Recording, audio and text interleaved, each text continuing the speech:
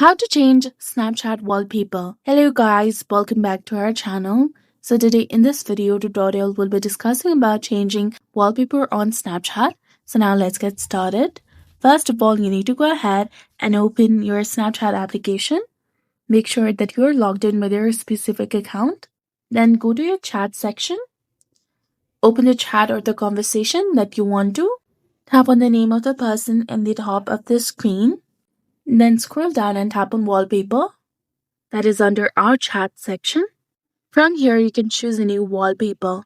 You can select from the Snapchat suggestions or generate a new one, or you can use an image from your camera roll. Once you've chosen your wallpaper, go ahead and tap on confirm in the bottom right corner of the screen. You can also blur the wallpaper as well. And if you come back and view your chat section, you will see that the wallpaper has been changed. So that's it for this video. I hope you found it helpful. If you did, please like, share, and subscribe. Thanks for watching.